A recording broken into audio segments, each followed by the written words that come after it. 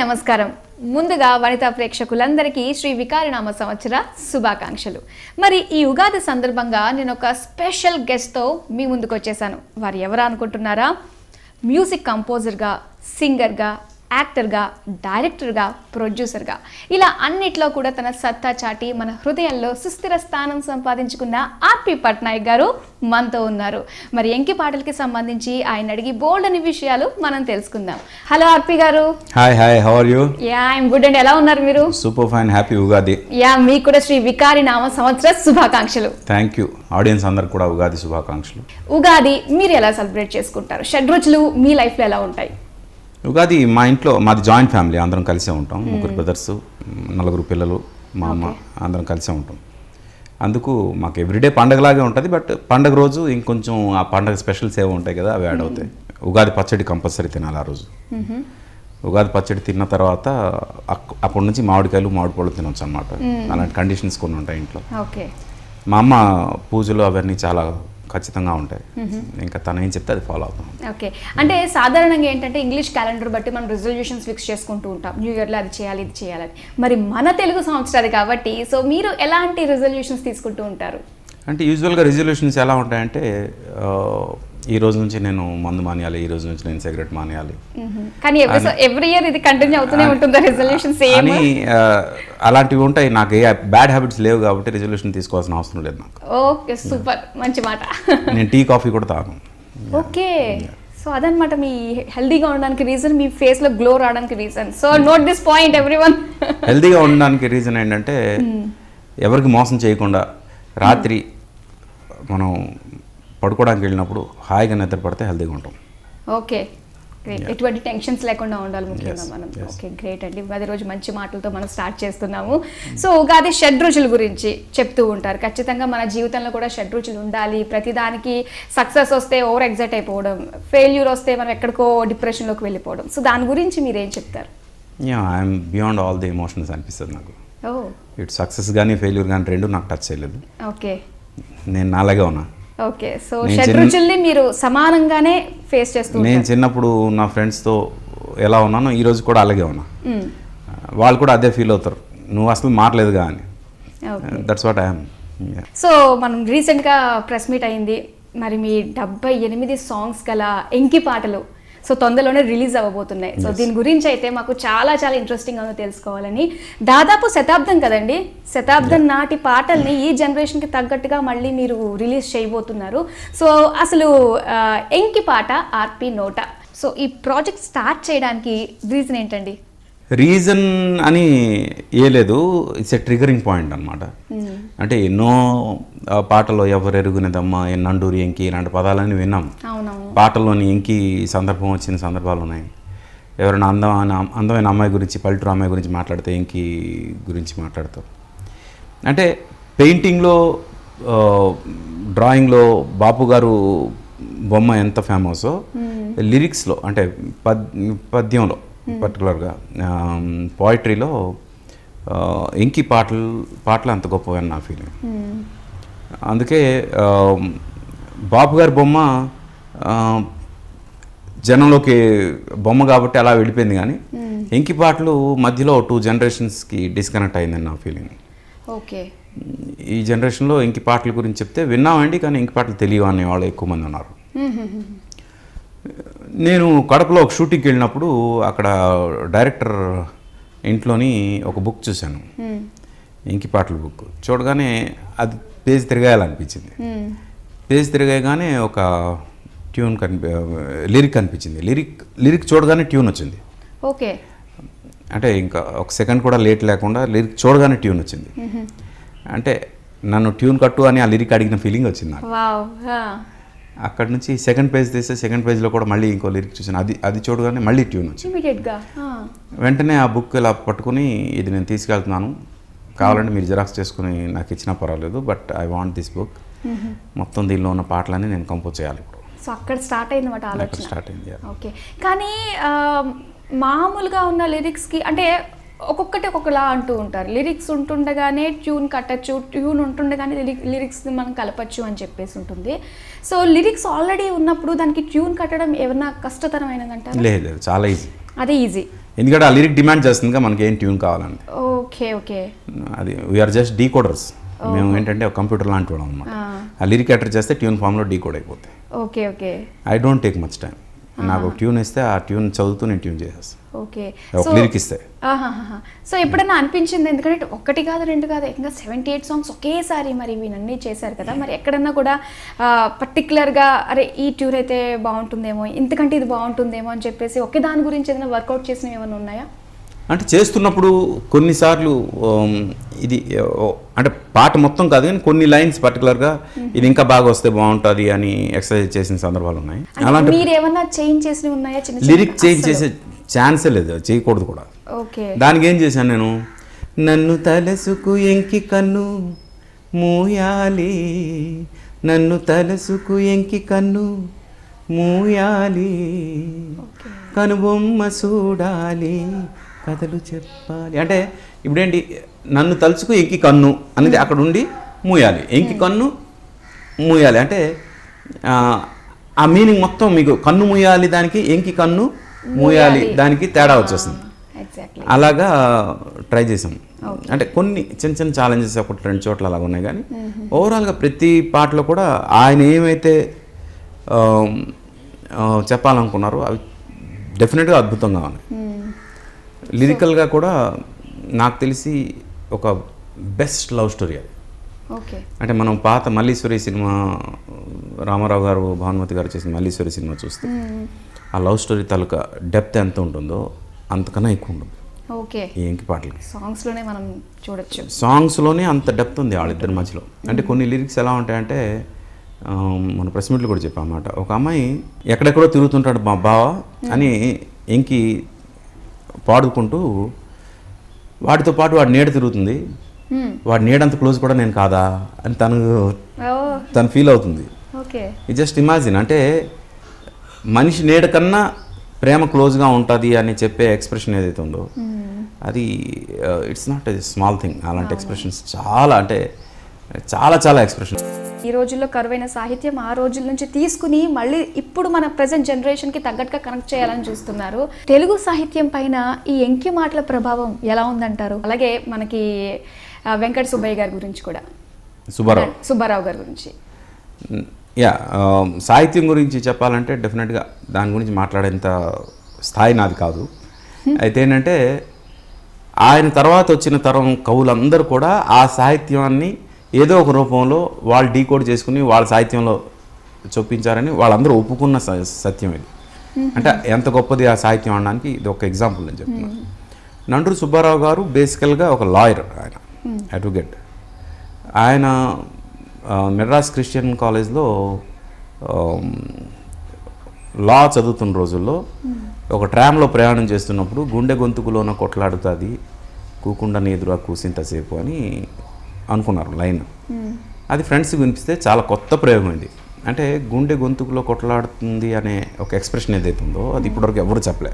అంటే ఆయన చెప్పినంత వరకు 1917-18 వరకు, 1917-18 ఆ టైం వరకు గుండె గొంతుకులోని కొట్లాడుతుంది అంటే అర్థం ఏంటి, there is a feeling here, ఇక్కడ ఒక ఫీలింగ్ ఉంది, అది ఇక్కడికి వచ్చి ఆగిపోయింది, ఇక్కడ నుంచి చెప్పలేకపోతుంది, ఇక్కడ కొట్లాడుతుంది ఈ ఫీలింగ్ అనేది ఆ ఎక్స్ప్రెషన్ అనమాట. అది ఫస్ట్ లైనే ఆయన ఎంకి పాటలో రాసిన ఫస్ట్ లైనే అది. అంటే అక్కడే హీ అరెస్టెడ్ ది పీపుల్, ఇంతకన్నా గొప్పగా ఇంకెవడు ప్రయోగం చేయలేడని. అక్కడి నుంచి ఒక్కొక్క పాట రాసుకుంటూ వచ్చారు. అండ్ ఐఎమ్ ష్యూర్ ఆయన రాసిన ప్రతిదీ కూడా ఒక మాస్టర్ పీసే. టోటల్గా ఎన్ని రాశారండి? మొత్తం 78. అంటే ఫస్ట్ బంచ్ 60 అన్న చేశారు, తర్వాత మళ్ళీ ఇంకో 18 యాడ్ చేశారు అన్నీ కలిపి. అంటే ఆయన రాయడం స్టార్ట్ చేసి 1917-1918 ఆ ప్రాంతం అయినా పబ్లిష్డ్ 1925లో అయింది. కానీ ఎంకి పాట పుట్టి 100 రోజులు అయింది. ఎంకి పాట అంటే ఎంకి నాయుడు బాబా ఇద్దరు పుట్టారు ఆయన భావంలోంచి. ఎంకి ఏమో ఆయన పాయింట్ ఆఫ్ వ్యూలో ఒక ధోబి అనమాట, తను ధోబి. నాయుడు బాబు ఏమో విలేజ్లో ఉండే ఒక మంచి యంగ్ గై. వాళ్ళిద్దరి మధ్యలో ఒక లవ్ స్టోరీ ఎలా ఉంటుంది అనేది మెయిన్. ఆ పాటలన్నీ అవే. వాళ్ళ విరహం ఎలా ఉంటుంది, వాళ్ళు కలిసి ఉంటే ఎలా ఉంటుంది, వాళ్ళు టెంపుల్స్కి వెళ్తే ఎలా ఉంటుంది, వాళ్ళు రేపు మన పిల్లలు పుడితే ఎలా ఉంటారని ఊహించుకుంటే ఎలా ఉంటుంది, అన్ని యాంగిల్స్ ఆయన టచ్ చేశారు మొత్తం 78 పాటల్లో. ఓకే. అంటే ఒక లైఫ్, ఒక ఇద్దరి మధ్యలో ఒక లైఫ్ని ఎన్ని రకాలుగా చెప్పొచ్చు అనేది మొత్తం ఫుల్ మీల్స్ లాగా అనమాట. అది మొత్తం అన్ని పాటల రూపంలో చెప్పారు. దట్స్ వేర్ మాకు అనిపించింది ఏంటంటే ఇంత గొప్ప ప్రయోగాన్ని చేసే అవకాశం ఆయనే నన్ను ఎంచుకున్నాడా అనే ఫీలింగ్ వచ్చింది నాకు. అంటే నాకు ఉన్న స్ట్రెంగ్త్ ఏంటి, లవ్ అండ్ ఫోక్, ఈ రెండు నేను బాగా చేస్తాను. ఎంకి పాటలు 100% ఫోక్ అని నేను అన్ను. విలేజ్ నుంచి పుట్టాయి కాబట్టి మనం ఫోక్ అనొచ్చేమో కానీ విలేజ్ అంబియన్స్లో అని, కానీ they are not folk songs particularly. అయితే ఫోక్ ఫీల్ ఉండొచ్చు కొంచెం అక్కడక్కడ.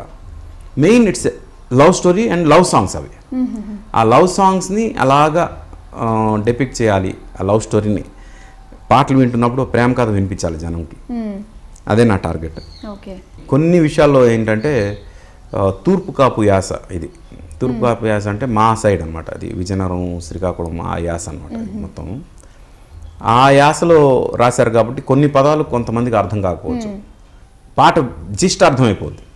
ఎవరైనా ఇన్ డెప్త్ అర్థం తెలుసుకోవాలి అనుకున్నప్పుడు ఆ కొన్ని చోట్ల, అన్ని చోట్ల కాదు, కొన్ని చోట్ల ఇన్ డెప్త్ అర్థం చేసుకునే ప్రయత్నం చేస్తే they will get that idea అనమాట. అలా చూసుకుంటే లిరికల్గా కూడా ప్రతి ఒక్కరికి రీచ్ అయ్యే లిరిక్సే. 100 ఏళ్ల క్రితం లిరిక్స్ కదా, ఇప్పుడు ఏం వింటారులే అంటే కాదు, ఇప్పుడు కాదు, ఇంకో 100 ఏళ్ళ తర్వాత కూడా వింటారు. అంత గొప్ప భావం ఉంది అది. ఎన్ని జనరేషన్స్ వచ్చినా ఎంకి పాటలు 100 ఏళ్ళ తర్వాత చేసిన ఆర్పి పట్నాయక్ 78 పాటలు రిఫరెన్స్ అవ్వాలి అనే స్వార్థం. ఎంకి నాయుడు బావ, సో ఆ క్యారెక్టర్స్ని ఆ విధంగా క్రియేట్ చేశారు. మరి మీ ఆల్బంలో ఈ క్యారెక్టర్స్ ఎలా ఉండబోతున్నాయి? అచ్చంగా అలాంటి వాళ్ళు తలపించేటట్టుగానే ఉంటాయి అంటే మనం ఇమాజినేషన్లోంచి అన్ని చూసుకుంటున్నాం కాబట్టి ఎంకిని సో ఏ విధంగా సెలెక్ట్ చేయడం జరిగింది? సో ఆ ఎంకి గురించి తెలియజేస్తారా? నేను ఒక 200 మంది అమ్మాయిలు చూసా ఆ క్యారెక్టర్ చేయడం కోసం. ముఖ్యంగా ఎంకి మనకి చాలా ఇంపార్టెంట్. మెయిన్ ప్రాబ్లం ఏంటంటే మన పూర్వీకులు, మన ముందు తరాల వాళ్ళు, అంటే మన ముందు తరం కాకుండా ఆ ముందు తరం వాళ్ళు, వాళ్ళ టైంకి 1920s ఆ టైంకి బ్లౌజులు బ్రాలు అలాంటివి ఏమి వేసుకునేవాళ్ళు కాదు లేడీస్. మరి వాళ్ళని డెపిక్ట్ చేసేటప్పుడు అలాంటి ఓన్లీ చీర అలా చిలకట్లాగా పట్టుకుని అలా కప్పుకుని ఉండేవాళ్ళు. మరి అలా ఉండాలి అంటే మన తెలుగు అమ్మాయిలు ఎవరు కూడా సారీ సార్ మేము అలా చేయలేము సారీ అన్నారు. అలాంటప్పుడు అంటే ఫ్రాంక్గా our intention was not to expose, వాళ్ళని ఏదో ఎక్స్పోజ్ చేయాలనే ఉద్దేశం లేకపోతే ఏదో అంటే అబ్సీన్గా చూపించాలనే ఉద్దేశం కాదు. It's a classic. కానీ అలా లేకుండా ఉండడం అనేది ఎప్పుడో రాధ లాంటి వాళ్ళు చేశారు, అర్చన లాంటి వాళ్ళు చేశారు. మళ్ళీ అలా చేసే ధైర్యం ఎవరు చూపించలేదు నాకు. చాలామందిని అడిగాను, చాలామంది అంటే వాళ్ళు యాక్ట్ చేయడానికి రెడీ, బట్ ఇలా చేయడానికి రెడీగా లేరు. అప్పుడు ఇంకా తప్పనిసరి పరిస్థితిలో I had to go out of Telugu states. అంటే మన ఈ తెలుగు అమ్మాయి, తెలుగు ఎంకి అంటే తెలుగు అమ్మాయి, 16 తెలుగు అమ్మాయితోనే చేద్దామని ట్రై చేశాం కానీ అవ్వలేదు. దాంతో కలకట్టా వెళ్ళి వెస్ట్ బెంగాల్లో కలకట్టాలో ఒక అమ్మాయిని సెలెక్ట్ చేయడం జరిగింది. అమ్మాయి నేను చేస్తాను, మీరు క్లాసిక్ అంటున్నారు కాబట్టి చేస్తాను అంది. And it's a classic. అమ్మాయి ఒప్పుకుంది, చేసింది. అమ్మాయి పేరు అంతశిలా ఘోష్. అంతశిలా అంటే ఇల్యూజన్ అంట బెంగాలీలో. అంతశిలా ఘోష్ అమ్మాయి పేరు. అమ్మాయి చేసింది. మీకు ఎలా అనిపించింది? అంటే మీరు అనుకున్న మీ ఊహలకి తగ్గట్టు ఎంకి ఎలా ఉండేదో సో అలాంటిది అమ్మాయిని తీసుకొచ్చి పెట్టినట్టు అనిపించిందా? 100% మీకు అనిపిస్తే అనుకోండి పెడతారు. నేను అస్సలు కాంప్రమైజ్ అవ్వను, ఆ విషయంలో అస్సలు కాంప్రమైజ్ అవ్వను. And she was 100% there. అందుకు ఐ వాజ్ హ్యాపీ. తను బాగా ఫిట్ అయింది. తర్వాత ప్రశాంత్ అని ఒక అబ్బాయి అప్పుడే ఒక సినిమా రిలీజ్ అయ్యి గడ్డం పెంచుకొని కొంచెం ఫుల్ మాస్గా అలా కనిపించాడు. నాయుడు బావ నా దృష్టిలో he's not a classic hero, he's a mass hero అన్నమాట. అలా మాస్ హీరో లాగా కనిపించాలి. అట్ ది సేమ్ టైం చాలా షార్ప్ ఫీచర్స్ ఉండాలి, కళ్ళు కానీ నోజ్ కానీ తన ఎక్స్ప్రెషన్స్ కానీ షార్ప్గా ఉండాలి. ఇవన్నీ దృష్టిలో పెట్టుకొని ప్రశాంత్ రెడ్డిని సెలెక్ట్ చేసింది. అండ్ వాళ్ళిద్దరూ నిజంగా ఎంకి నాయుడు బావ అంటే ఎంకి నాయుడు బావలా కనిపించారు. సో ఆల్మోస్ట్ అన్ని కంప్లీట్ అయిపోయినాయి అంటారా? ఏది సాంగ్స్ అన్నీ కూడా లేదు లేదు, ఇంకా చాలా చేయాలి, ఇంకా ఉన్నాయి, చేస్తూనే ఉంటాం. ఇది 1 year ప్రాసెస్. ఇది ఓకే. ఇదేంటంటే 78 songs ఒకేసారి రిలీజ్ చేస్తే జనం వినే ఓపిక. అవునవును. అందుకు ఒక్కొక్క బంచ్గా రిలీజ్ చేద్దామని ప్లాన్. ఆదిత్య మ్యూజిక్ వాళ్ళతో ఇంకా టాక్స్ నడుస్తున్నాయి ఎలా రిలీజ్ చేద్దామని. ఓకే. అంటే సింగిల్స్ లాగా రిలీజ్ చేద్దామా లేకపోతే ఆల్బమ్స్ లాగా రిలీజ్ చేద్దామా, 5-6 songsతో ఒక్కొక్క ఆల్బమ్ లాగా రిలీజ్ చేద్దామా అని ఇంకా అనుకోలేదు. But what ever said and done, 78 songs మాత్రం ఈ 1 yearలో ఒక్కొక్క ఫంక్షన్ చూసుకుంటూ రిలీజ్ చేసేద్దామని ప్లాన్. ఓకే. అయితే మన సినిమా ఇండస్ట్రీలో ఎంకి నాయుడు బావ ఈ క్యారెక్టర్స్ ప్రభావం ఎంతవరకు ఉంటుందంటారు? ఉంది ఇప్పటి వరకు ఏమైనా ఉందా? అంటే లిరిక్స్లో అయితే యాజ్ ఇట్ ఈస్ చాలామంది వాటిని ఇది చేసుకోవడం జరిగింది, నాకు తెలిసి అడాప్ట్ చేసుకోవడం జరిగింది. ఆ ఎక్స్ప్రెషన్స్ నేను దానిలో చదువుతున్నప్పుడు కొన్ని ఎక్స్ప్రెషన్స్ చాలా పెద్ద పెద్ద కవులు వాడిన సందర్భాలు నేను చూశాను. I don't want to name them. తర్వాత వినేవాళ్ళు వింటూ they can judge, they might judge. అంటే మన పూర్వీకుల దగ్గర నుంచి మనం తీసుకోవడం అది ఆన్వాయితీనే. ఆయన వీళ్ళందరికన్నా ఇప్పుడు మనకు తెలిసిన పెద్ద పెద్ద కవులు అందరికన్నా ఆయన పూర్వీకుడు కాబట్టి ఆటోమేటిక్గా వాళ్ళందరూ ఆయన ఇన్స్పిరేషన్గా తీసుకుని ఉండొచ్చు. బట్ ఆ ఇన్స్పిరేషన్ తీసుకున్న విధానం మాత్రం చాలా గొప్పది. అంత ఇన్ఫ్లుయెన్స్ చేసింది ఎంకిపాటలు. ఎంకిపాటలు రిలీజ్ టైంలో కొంతమంది వాటిని యాక్సెప్ట్ చేయకుండా గొడవ పడిన వాళ్ళు కూడా ఉన్నారంట. ఓహో. ఎందుకంటే ఇలాంటి రొమాంటిక్ ఎక్స్ప్రెషన్స్ ఇవి అసలు మన తెలుగు సాహిత్యానికి ఎంతవరకు కరెక్ట్ అని గొడవలు పడిన వాళ్ళు కూడా ఉన్నారంట. కానీ ఆ టైంలో at the same time revolution, ఇది మన సాహిత్యానికి రివల్యూషన్. ఇది ఈ ఎంకిపాటలు అనేది ఒక రివల్యూషన్. దీని తర్వాత ఎంకిపాటలకు ముందు ఎంకిపాటల తర్వాత అనే ఒక ట్రెండ్ మొదలవుతుంది దీనివల్ల అని ఎంకిపాటలకు ప్రోగా ఫైట్ చేసిన చాలామంది పెద్ద పెద్ద కవులు ఉన్నారు. అలాగా ఒక ఇది వచ్చి ఫైనల్గా ఎంకిపాటల్ని అపోజ్ చేసిన వాళ్ళు కూడా యాక్సెప్ట్ చేసేంత రేంజ్కి ఎదిగిపోయాయి. సో మరి ఆర్పి గారు ఈ ఎంకి పాటల్ని వీడియోగా చేస్తున్నారు, విజువల్ వండర్గా చూపించబోతున్నారు. అయితే ముందు ఏమన్నా మెగాఫోన్ పట్టి ఈ ఎంకి నాయుడు బావల్ని ఏమైనా డైరెక్ట్ చేయబోతున్నారా? ఫ్రాంక్గా ఇప్పుడైతే లేదండి, ప్రస్తుతానికి లేదు. Okay okay. So next time మనం కలిసినప్పుడు అయితే ఈ క్వశ్చన్ నేను మళ్ళీ రిపీట్ చేస్తాను, అప్పుడు ఆన్సర్ వస్తుందేమో. ఏమంటే యాజ్ ఆన్ డేట్ లేదు. ఓకే. నా దగ్గర ఉన్న కథలే చాలా ఎక్కువ ఉన్నాయి, ఇవి చేయడానికి లైఫ్ సరిపోదు. ఇందులో ఎంకి వాయిస్ నండూరి వారి మనవరాలు గారే ఇచ్చారు అని చెప్పేసి విన్నాం. సో దీని గురించి తెలియజేస్తారా? మనవరాలు కాదు, గ్రేట్ గ్రాండ్ డాటర్. అంటే ఆయన 100 ఏళ్ళు ఇది కాబట్టి ఆయన 1957 వరకు ఉన్నారు. ఆయన మనవడు కూతురు, ఆయన చిన్న కొడుకు కూతురు అనమాట. శృతి నండూరి అని ఈ అమ్మాయి న్యూజెర్సీలో ఉంటుంది. నేను ఇలా ఎంకిపాటలు అనౌన్స్ చేసినప్పుడు వాళ్ళ మదర్ లక్ష్మీ నండూరి గారు, ఆవిడ అప్రోచ్ అయ్యి ఆర్పి గారు మేము చేయాలనుకున్నాము యాజ్ ఎ లెగసీ ఎంకిపాటలు, అది మీరు చేస్తున్నారని తెలిసి హ్యాపీగా ఉంది, అట్ ది సేమ్ టైం బాధగా ఉంది. అంటే ఎందుకు అంటే మా అమ్మాయితో పాడిద్దాం అనుకున్నాం. అమ్మాయితో ఎలా పాడిస్తారు ఎంకి? నాకున్న అవగాహన ప్రకారం ఏంటంటే ఎంకి పాటలు చాలా తక్కువ ఉంటాయి, నాయుడు బావ పాటలు ఎక్కువ ఉంటాయి. అందుకు నాయుడు బావ పాటలే ఎక్కువ డామినెంట్గా ఉంటాయి. మరి మీ అమ్మాయితో నాయుడు బావ పాటలు పాడిస్తే ఏం బాగుంటుంది? లేదు అంటే ఎంకి పాటలు ఎవరు పాడితే ఏంటి అని మేము అనుకున్నాం. అంటే అలా కాదు, ఓ పని చేద్దాం, మీ అమ్మాయి వాయిస్ పంపించండి, నాకు నచ్చితే నేను చూస్తాను, చెప్తాను డెఫినెట్గా అని. వెంటనే శాంపుల్ పంపించారు, విన్నాను, చాలా బాగుంది. తర్వాత నేను ట్యూన్ పంపించాను, వాళ్ళు పాడి పంపించారు. వెంటనే నాకు బాగా నచ్చింది. మా అన్నయ్య గౌతమ్ పట్నాయక్ దాని ప్రొడ్యూసర్, తను కూడా విన్నాడు. విని చాలా బాగుందిరా అమ్మాయి వాయిస్ అయితే అదిరిపోయింది, డెఫినెట్గా మనకు పనికి వస్తుంది అని అంటే అప్పుడు వి సెడ్ ఎస్. ఓకే. ఆర్పి గారు, మీకు ఎన్నిసార్లు పాడినా కూడా ఎన్నిసార్లు విన్నా కూడా ఒక ట్యూన్ అంటే ఇంట్రెస్టింగ్గా ఉంటుంది, అలాంటి పాట ఏదన్నా మా కోసం పాడతారా? ఫ్రాంక్గా ఈ ఆల్బంలో అన్ని పాటలు పాడుకునే పాటలే. అయితే నేను చెప్పే కదా, శృతి నండూరి పాడిన పాట బాగా నా మోస్ట్ ఫేవరెట్. అది మేల్కి లేదే అనే ఒక ఈర్ష్య అయితే ఉంది, అది ఎంకి పాడే పాట అయిపోయింది అని. నన్నిడిసి పెట్టెళ్ళినాడే నారాజు,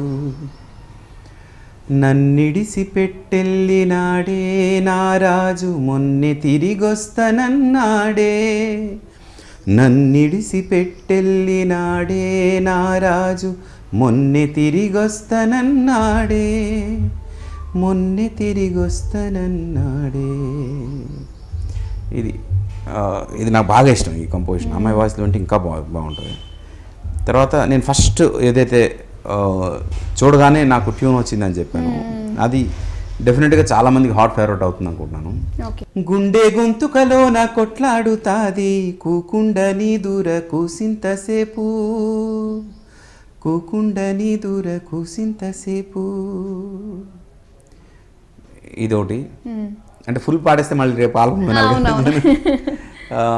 తర్వాత జాము రేతిరి ఏళ జడుపు గుడిపు మాని సెట్టు పుట్ట దాటి సేనులో నేనుంటే,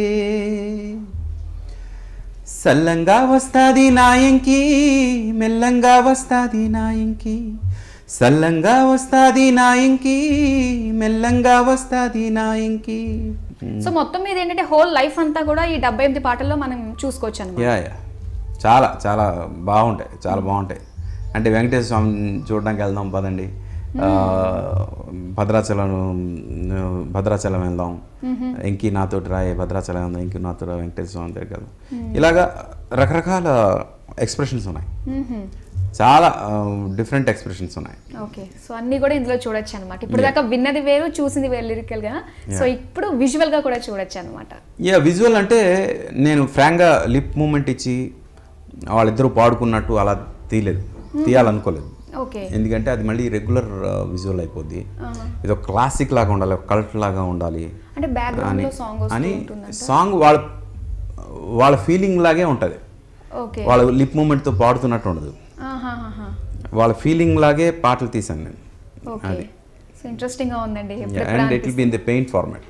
ఓకే, అది ఒక సర్ప్రైజ్, అంటే సర్ప్రైజ్ ఏం కాదు, విజువల్ చూసేటప్పుడు it will be in the paint format, painting లాగా ఉంటాయి.